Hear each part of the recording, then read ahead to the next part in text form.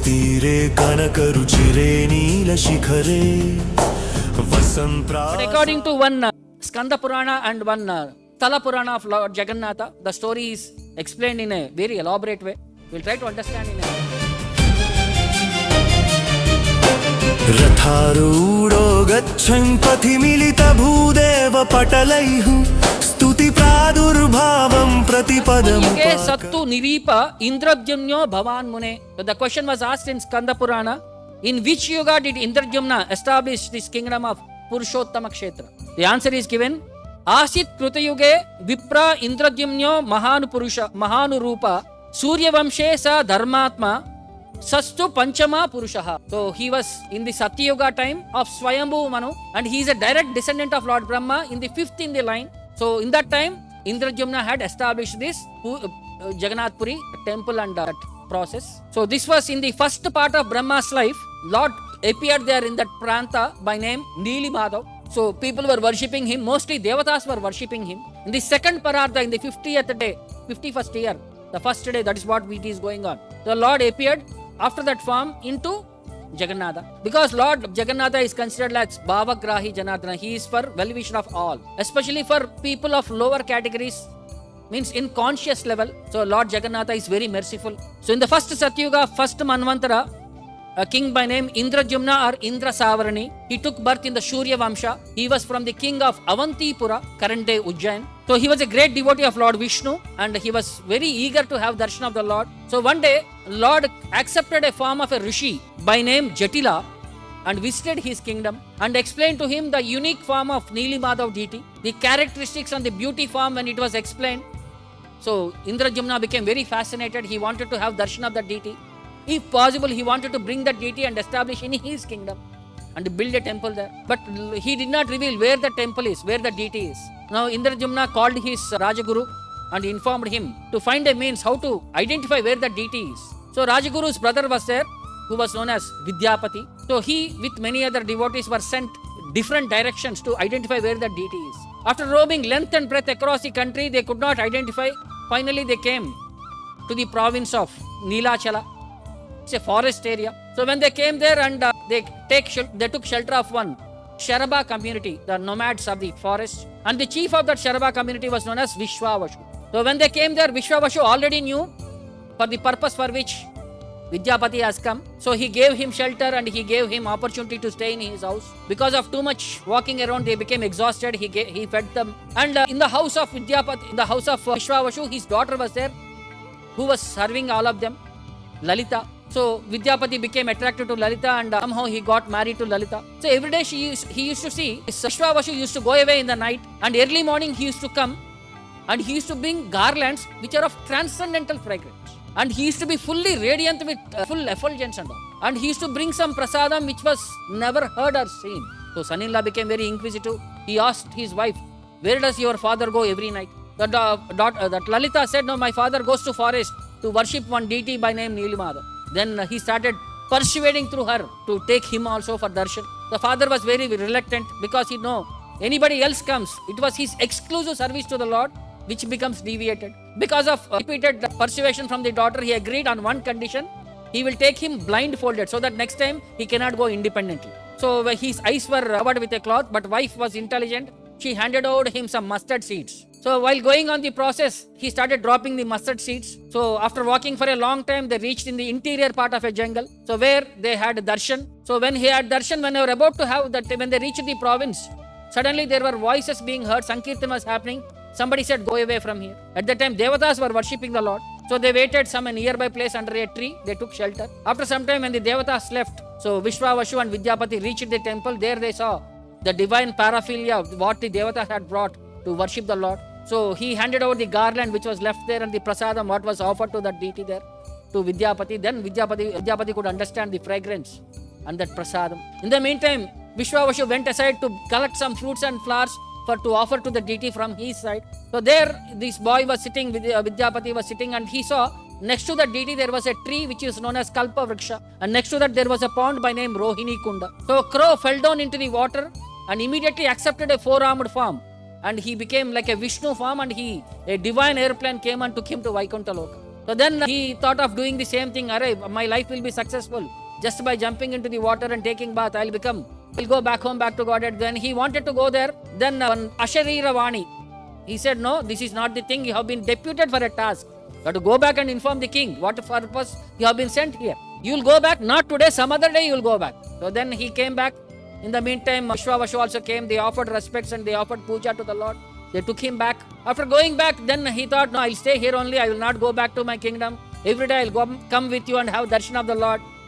Then Vishwavashu said, no, this is not the thing. You have to go back and inform the king. Your duty you have to perform. So as soon as he stepped out of the kingdom, the deity vanished.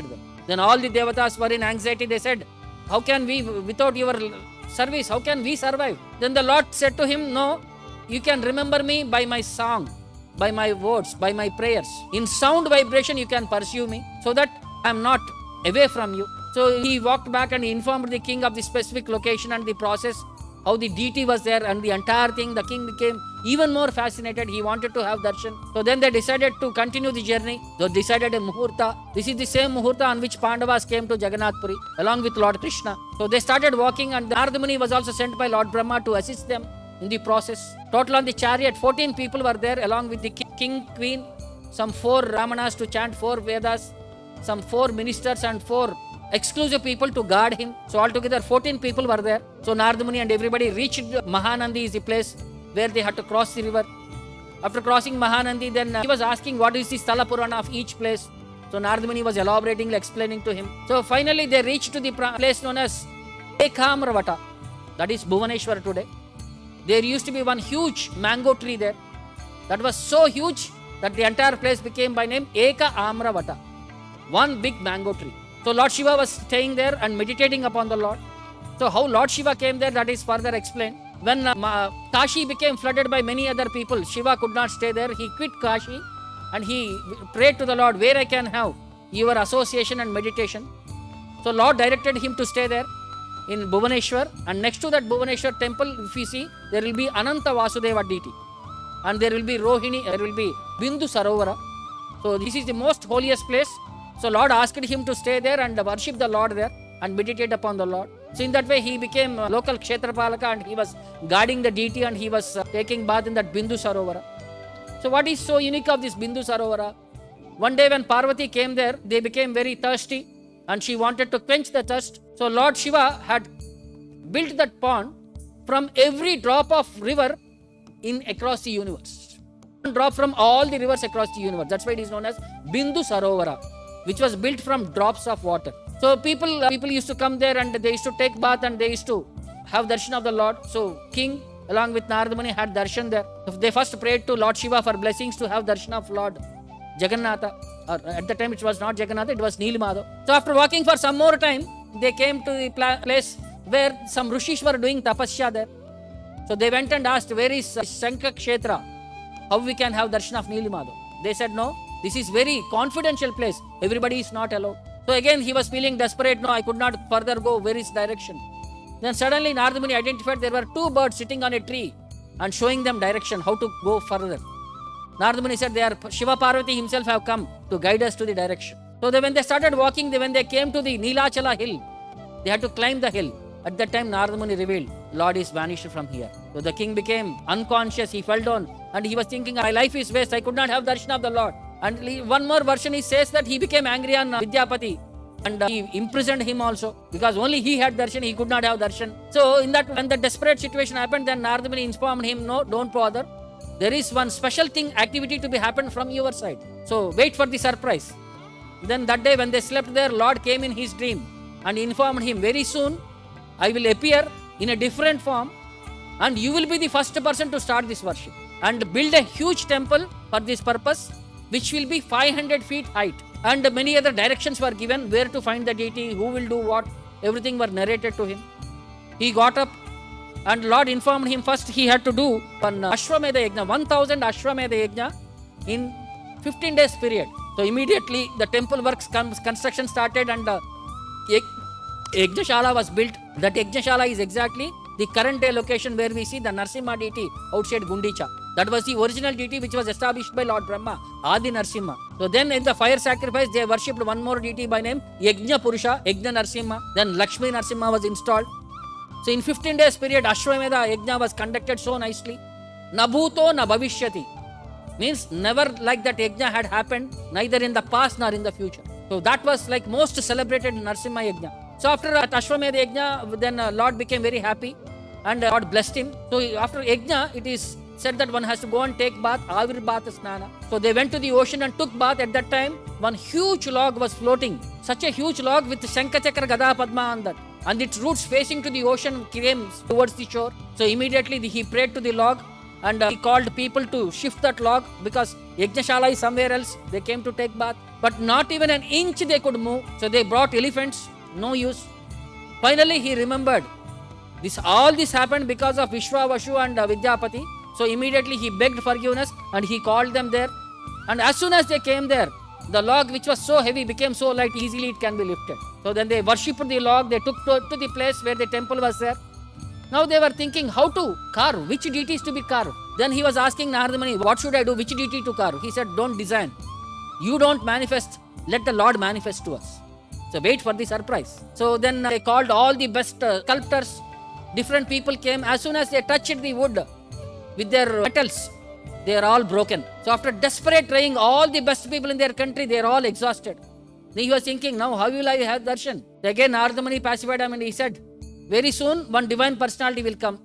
One old man, so old that even his hands were shaking. Then they were thinking, he comes and he says, I will design the deity, but you have to give me an exclusive place. 15 days, nobody should disturb me. And in the 15 days outside, Kirtan should happen. And all the other sculptors who were invited here, they should engage in building rathas. 6 rathas were built, 6 rathas to be built. And the deities for 15 days time period, nobody should come and disturb me. The moment you disturb me, the deities will be stopped at that particular point wherever you disturb. But no faith, but having no option, he was given. So he went inside. The first day he was thinking, what deity should I carve? First he thought of carving Surya, first day. Then he thought Surya is worshipped only in daytime. It is of no use. Then second day he thought of carving fire, means wood will get burnt. Third day he thought of carving a deity of a tree, but bugs will come and eat the tree. Fourth day he thought of yoga chakra. Then he thought people can never understand what this chakra and all. Fifth day he thought of carving a Rudra deity, but that fierce form people will become again fearful to worship. Sixth day he thought of carving Ananta Vasudeva, the Lord lying on the bed. Then he thought this worship will not be accepted by all groups of people. Then seventh day he thought of worshipping Bhuvaneshwari, Durga Devi. Then he thought that it will become again Tantric worship again. Then eighth day he thought of worshipping Maha Ganapati. Then again he thought this will be too much form, it is not preferred by all. Ninth day he thought of establishing Sri Chakra. Again he became, nobody can understand its meaning. And on the 10th day, he wanted to carve Pranava Mantra. And if you see Jagannath, Baldev, Subhadra and Sudarshan Chakra, that is the symbolic of Pranava Mantra. Om, tail, at the top, but all these mantras are included in the facials. If you see their facials, it includes Pranava Mantra. In that way, Jagannath, Baldev, Subhadra's deities were carved on the 10th day. So on the 11th day, when the deity was carved, see how our body has Sapta Dhatu, 7 layers. So Jagannath deity was also made with 7 layers. What are that 7 layers? The first layer is known as Sugandha Taila. A scented thing was there. Again a cloth was wrapped on it. The second layer known as Patta Vastra. It's a silk cloth. The third layer is known as Juna, means Sambrani liquid when it comes out. That is kept as third layer. The fourth layer is known as Patta Jalika, a cloth which is used like a filter. The fifth layer is known as Chahali Jaina Vastra. It is another type of cloth. The sixth layer is known as Avaleha, a paste made of medicinal herbs so that wood is not eaten by termites. And the seventh layer is known as Sri Mukota, a kind of gum. And finally the paint was made so that everything is burning. This is the Sapta Dhatu layer of Lord Jagannatha. So on the 15th day, on the Amavasya day, the Lord appeared to him and gave darshan. That's what this is 15 days period known as Anavasara period. On the 15th day, we have the darshan of the Lord. 15th evening, we will have the darshan. On the next day, the first day, Padyami. What is Padyami only? Shukla. After Amavasya, the first day, next Tithi. That day we see actual transportation of Ratha Yatra happens. So Ratha was made. There are specific significance. Subhadra's Ratha is known as Darpa Dalana. Balabhadra's Ratha is known as Tala Dvaja. And Krishna's Dvaja is known as Nandi Gosha. The driver of Krishna was known as Daruka. The driver of Balarama was known as Mathali.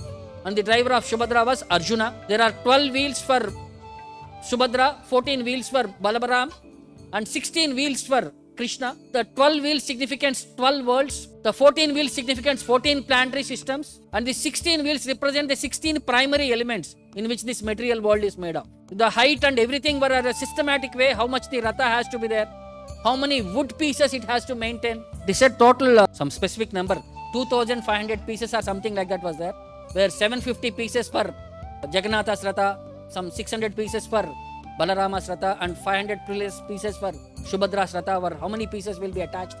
There is a science there, and the trees where it has to be come from, the symptoms, everything and all were elaborated. Now when deities were transported, the first Ratha happened as a Ulta Ratha from Yajna Narsimha place to the Sri Mandir. So there were, because there was one river passing by in between, so 6 Rathas were made, 3 this side of the river, 3 that side of the river. So earlier it used to be 6 Rathas. But when Madhvacharya visited, he changed that system and he said, fill up this river, that only then 3 Rathas are required. Then the river was filled up, then only 3 Rathas were used. Now once the deities were shifted, now Pratistapana has to happen. Now they thought of inviting Lord Brahma for the process. So Narada Muni along with King Indrajumna went to Brahmaloka. Because Indrajumna was having a human body, he was not allowed inside Brahmaloka. So he had to wait for a small period of time. So Narada Muni took special permission, then he was sent inside.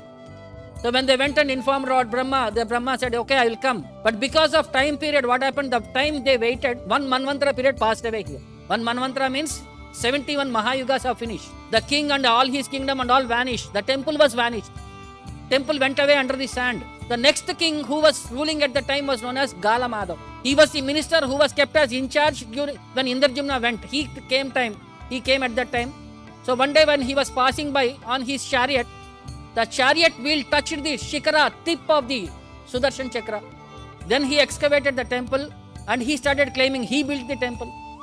In the meantime, Indrajumna came there and there was conflict. Who was the owner of the temple? So at that time, one crow was there who was known by name Kakabhushandi. So he has been there from time immemorial chanting the holy name of Lord Ramachandra.